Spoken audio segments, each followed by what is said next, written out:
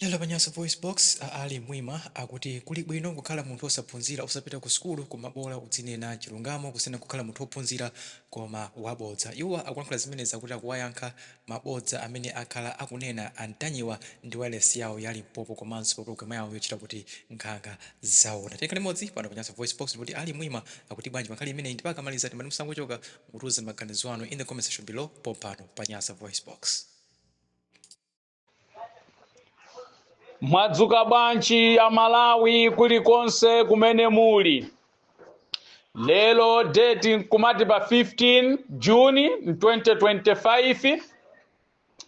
Tatulukiranso ine mnyamata wanu okondedwa kwa anthu ena, odedwa kwa anthu ena ali mwima. Ncholinga chonena kuti tiyikireko ndemanga mu audio ina imene ayankhula mkulu wina onenerera za nkhanga zaona akomoledi mtanyuwa. Ndi ufulu wa munthu wina aliyense chifukwa choti amati audiozo zikupita kwa Malawi kulikonse kumene ali adzizimvera. Ndi mmene tamveramo tilinso ndi ufulu ofuna kuyikira ndemanga kapena kuyikirapo mulomo mu nkhani imeneyo. Tikamakamba izi kapena tikamapanga zimenezi sitikhala kuti ife timadzimva kuti ndife ophunzira yayi, kapena kuti timadzimva kuti ndife anzeru ayi, kapena kuti ndife odziwa ayi. Koma chimene timabwerera pamenepa nkudzayankhula nchakuti timadalira chilungamo, kuti ugwirizane ndi anthu dzikoli usamayankhule zinthu zabodza. Chifukwa akakufunsa kuti zimenezo zili pati, anthu zimene sadazimve kapena kuziona, iwe udzakhala munthu wabodza. Ndiye tabwera pano chifukwa mkatikati mwa audio ya akomoledi mtanyuwayo anena kuti kutenga kwa kukulipira kwawo kwa atupele ku electoral commission pokatenga mafomu sizikutanthauza kuti iwowo ndiye basi akhala onena kuti ayima pa ballot paper ayi. Atenga ndi anthu ambiri, anamkumwa atenga, achakwera atenga anthu ena ndi ena mmene atchulira mmenemo. Koma chimene chapangitsa kuti mpaka iwo ayankhe choncho nchiyani?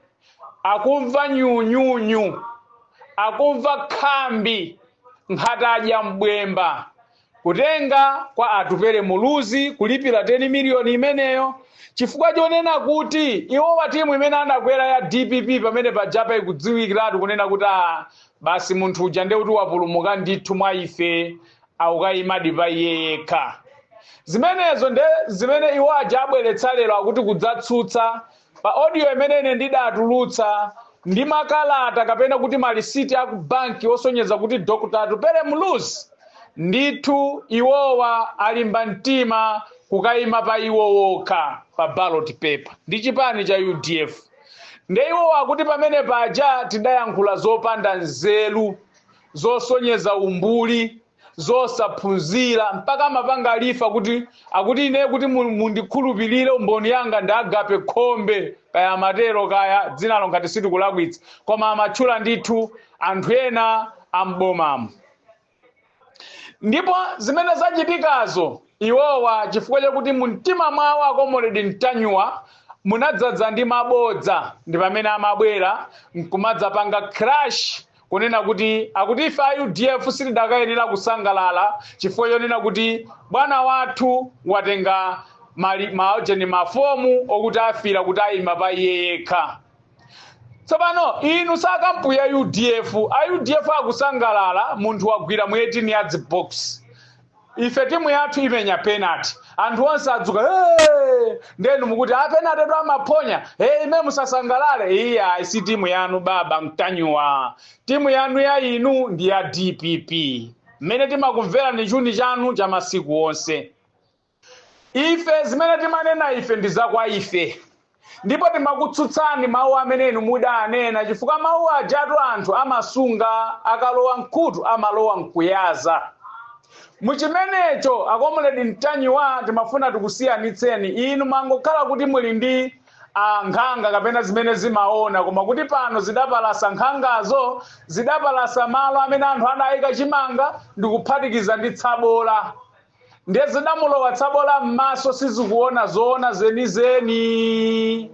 Nkhanga za inu mukazipange cheki m'masomo munalowa tsabola. Pali anthu makolo akafuna kukhawulitsa nkhanga amapanga chonchi, pamalo paja kuyika tsabola pamwamba pakuyika chimanga, ndi nkhanga zikamajompha zimapalapasa, fumbi lija limanyamuka limodzi ndi chani ndi tsabola uja nkulowa m'maso, nkhanga zija zimapenga. Ndi mmene zapengera nkhanga za inu akomuledi Mtanyuwa.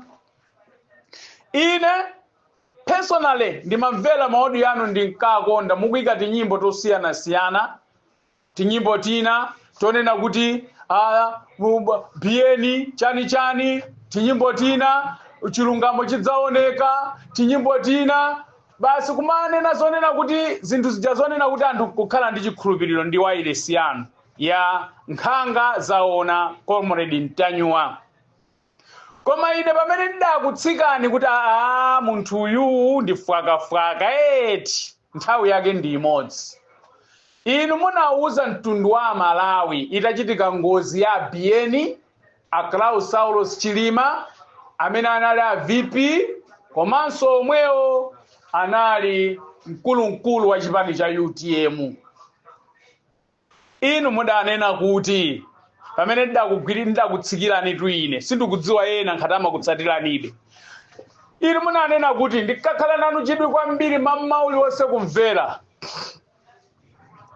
Ngozi ija yachitika, munthu wina anali mu ndege momwemo, anali ku toilet.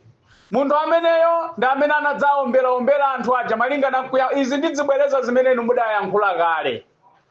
Munthu amene anali kumene ku toilet mu ndegemo amene anakambisa anthu amenewa. Ife munthu amene atiuza zoona pa ndi kuchikhulupiriro chonse mwa inu, ameneyo ndi amene anapanga ataki ndege imeneyi kuti mpaka isokonekere malo mopita ku Mzuzu ku airport idapita mu Chikangawa mu Nkhalango. Ife koma zimenezo ndizoona zake. Kumamma kwa tsiku linali mukubweranso ndi nkhani yomweyo koma yosiyana chuni. Mmene muja munali akaidi aja atamasulidwa anakaphwasula zina mu ndege muja kuchotsa black box, ndi akaidi aja mutiuze zimene amakachita mu ndege muja, ndi akaidi aja ndi amene anapangitsa china chilichonse kuti zimenezo zichitike. Ndi akaidi aja ena zigawenga zimene zimakhala mu kaidi zoti zidapha anthu zinali mu ndege momwemo koma zinabisala ku matoilet. Tinaona kuti chunicho chasintha ngakhale statement yekulunjikabe ku matoilet mwa ndege momwemo. Mama wake munatiuza kuti nanga ndege yayikulu imatani pamwamba mu Chikangawa ya ku Israeli. Ife dilu yake yomweyi akuti ndege ine nali mmwamba. Ife tidamva nkuona kuti zasiyana pamenepo pamene dayamba kumaluzana nu trust. Tsiku lina mama wake munabweranso kuti chiwembu chija apanga ndi Maisraeli amene anali pansi, mpaka mudatchula kuti adakwera galimoto la mwana wa president ndi limene lidatsogola kuyenda wapansi kumakadikirira ku Chikangawa ko ndegeyo, adatenga magneti oyikolera kuti ikagwera pamenepo akaphe anthu. Ife tidanena kuti munthu yungu wabodza pamenepo pamene aona no sizingatheke zonsezi nkuchitika mu ndege imodzi. Tikhale inu yako Comrade Mtanyuwa munaliuza dziko la Malawi kuti sizonse ndi manena zija koma wina munthu mukantchula dzina anapita ku Ghana kukatenga mankhwala opopera mu ndege kuti anthu onse anali mu ndege muja agone kuphatikizapo malemu a Saulos Chilima komanso pilot. Ine ndanena kuti munthu uyu amwene ndi munthu wabodza la mkhwinkhwiniza. Ndipo pamenepo pamene sindikafunanso ntamvera audio yanu iliyonse ife tidatena kuti inu ndi munthu wabodza lopanda nalo maniyazi.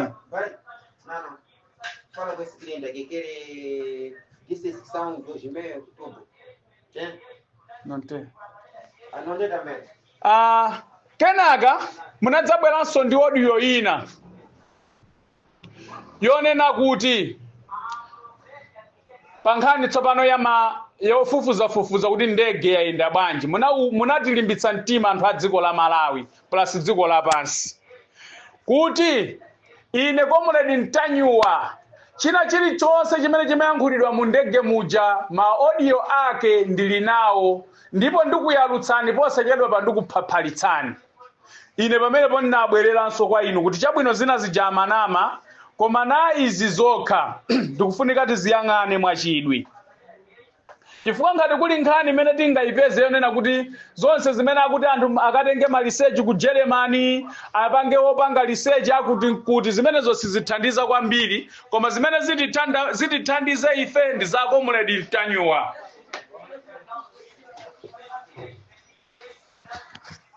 Awa akangotulutsa ma voice anthu amene anali mu ndege ndithu apa pamene tichidziwe chilungamo ndiye ifeyo timapanga research kuti kuyambira nthawi imeneja mpaka kutha chaka ndi mmenenu a Comrade Ntanyuwa mmalidera boma la MCP uwo ndi ufulu wanu ndi mmene inu Ntanyuwa mmalidera mmene limakunyasirani boma la MCP uwo ndi ufulu wanu kodi mpaka lero chimene chingakupangitseni kuti musatulutse ma voice amene anthu ankalira mu ndege anthu ankakuwira mu ndege ndi zimene zinkayankhulidwa ndi chiyani chifukwa na research yomaliza ya nkhani limene lija ndi limene latuluka tikuyandikira pa 10 Juni payapa pamene amakumbukira kuti achilima akwanitsa chaka ali pasi pa nthaka.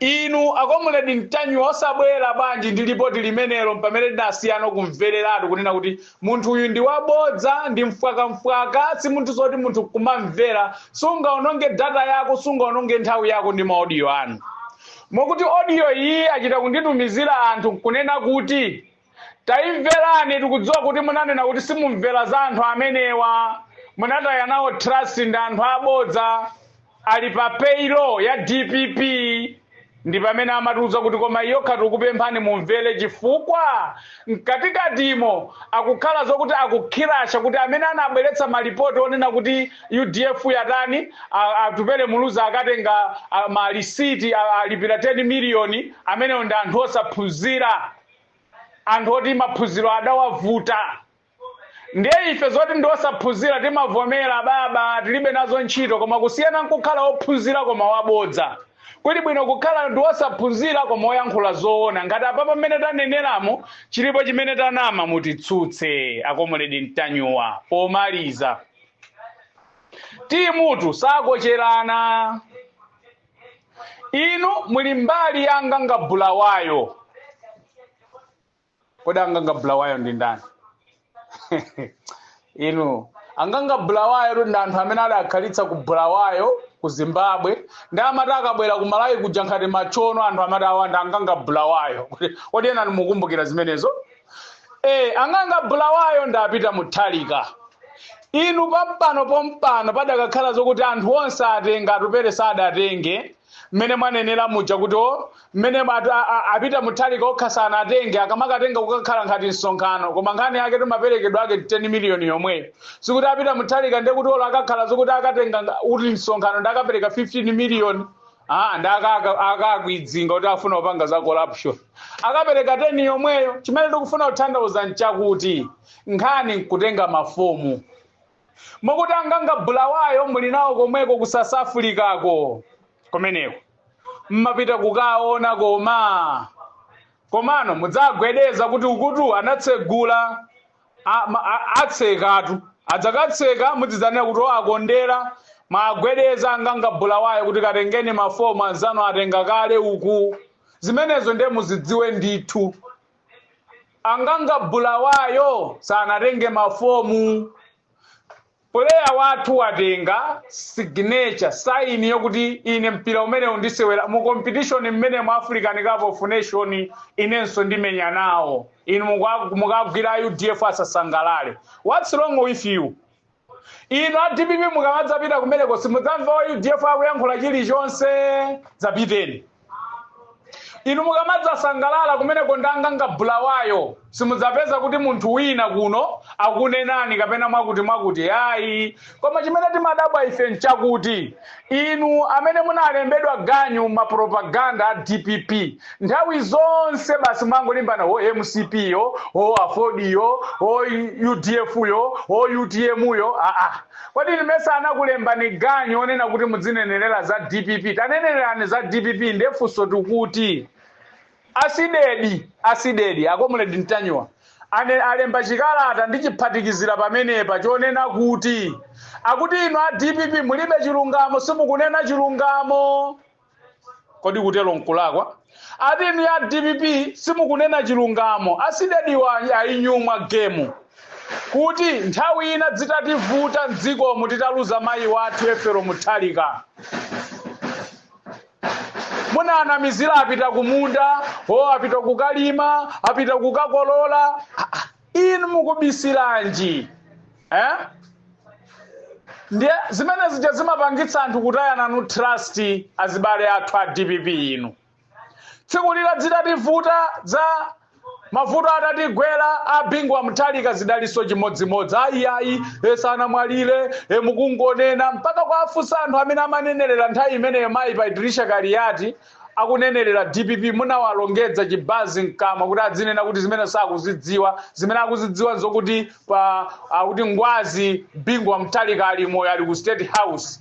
Anthu atolankhana amachita kubisala pakakona chakumochale kumanena kuti koma azikuluakulu aboma kuguguza chikukwa kupita mmochale zinthu ngati zimenezo.